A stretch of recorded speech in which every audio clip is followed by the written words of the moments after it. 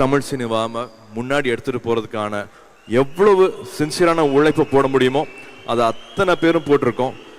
சிவார்கள் வந்து சொன்ன உடனே கட்டி பிடிச்சி என்ன ஷோ பண்ண போகிறோம் அப்படின்னு ஒரு பயம்தான் இருந்துச்சு.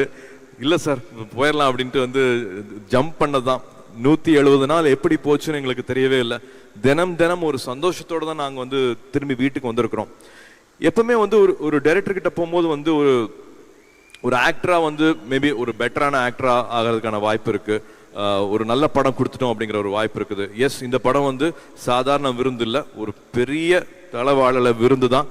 ஆனால் சாதாரணமாக இருக்கக்கூடாதுங்கிறதுக்காகவே இது வந்து இன்னும் சொல்லப்போனால் ஒரு மலை உச்சியில் இருக்கிற கொம்பு தேனாவும் இதை பார்க்கலாம், எட்டாத ஒரு கனியாவும் பார்க்கலாம். அந்த மாதிரியான உழைப்பு, அந்த மாதிரியான விஷுவல் வந்து ஒரு டைரக்டர் போட்டிருக்காரு.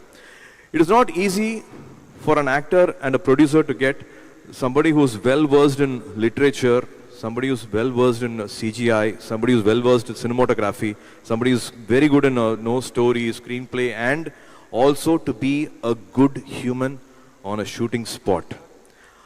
யாருக்கும் எந்த தொல்லையும் இல்லாமல் எந்த ஸ்ட்ரெஸ்ஸும் இல்லாமல் தினமும் நாங்கள் வந்து சொல்ல மாதிரியே வந்து எல்லார்கிட்டையும் நேராக போய் உட்காந்து நின்று பேசிட்டு இருப்பார். அவர் சொல்கிற வார்த்தைகள் தான் வந்து நான் இன்னும் 2 ஃபிலாசபி இருக்கு. இது வந்து டீம் ஒர்க். கங்குவா பொறுத்த வரைக்கும் கங்குவோட வெற்றிங்கிறது வந்து ஒருத்தருக்கு சம்பந்தமே இது இவங்க தான் அப்படின்னு சொல்லவே முடியாது. ஒருத்தர் இல்லாட்டியும் வந்து கங்குவா வந்து வாய்ப்பே இல்லை.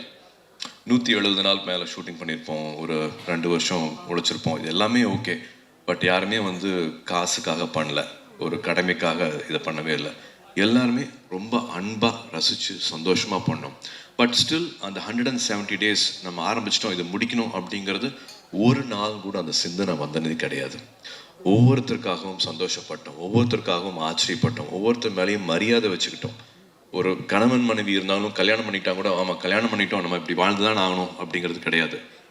கணவன் மனைவியை சந்தோஷப்படுத்தணும், மனைவி கணவனை சந்தோஷப்படுத்தணும், அவங்க மேலே மரியாதை வரணும், அவங்க ஜெயிக்கிறத பார்த்து நம்ம சந்தோஷப்படணும், அவங்க உடல் ஆரோக்கியம், அவங்களோட everything about their life you should be happy about it both ways. அந்த மாதிரி தினமும் சிவா அவர்கள் பண்ண ஒரு முயற்சி ஆகட்டும், அவங்களோட தாட் ஆகட்டும், அதை பற்றி சந்தோஷப்படுவோம், ரெஸ்பெக்ட் ஆனாவே வரும். அண்ட் இப்போவும் சொல்றேன், 14th November கங்குவா நெருப்பு மாதிரி இருக்கும். அண்ட் இப்போவும் சொல்றேன், 14th November கங்குவா நெருப்பு மாதிரி இருக்கும்.